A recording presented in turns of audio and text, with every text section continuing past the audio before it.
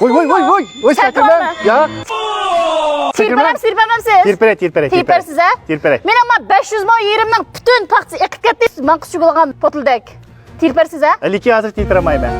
Am sakrayma. Oy, ya sakırmam. Am sakrayma. Ya sakırmam. Sakrayma. Ben tirpere sakırmam. Tersiz, ha? Terey. Ha.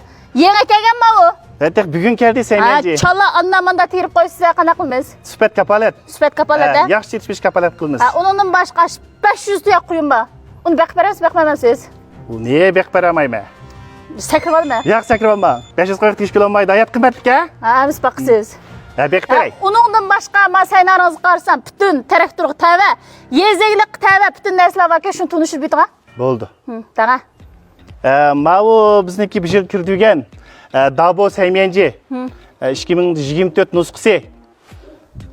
Bir yıl muş sevmencinin kürdürüpmüş o paktını Dabo denden temekçi. Ondan başqaçı. Onun da başka bizniki mavu sembol koçu. Haşo yığış maşinisi.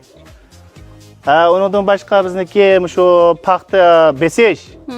Anandıken şu paktı tuşuş. Zavut kapırdıgan toçay.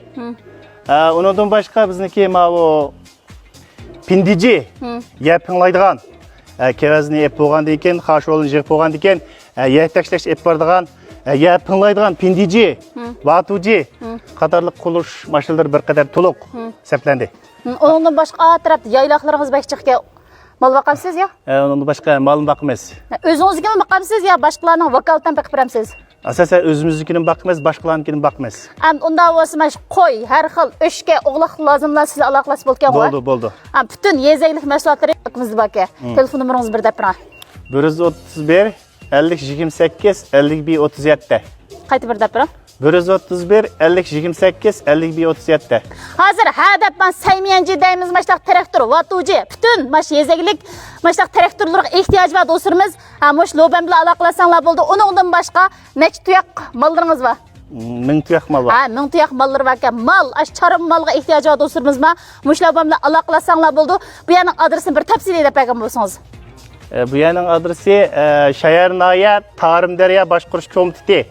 Ha dostlar bu yanın adres bolsa Şayarnaya maş Taçançanğa mangdıgan, yani maş Armuçanğa jaylaşqan, Şayar tarafdan Armuçanğa kelgen, maş sol tarafga jaylaşqan kichik aral deydigan bir kichik yo'l var ki, şu yerda mengiplam 100 metr mangan ekan, o'ng tarafda bir cho'ng, viviskilik cho'ng darvozalik bir saynar var ki. İsmini biting saynaringizning.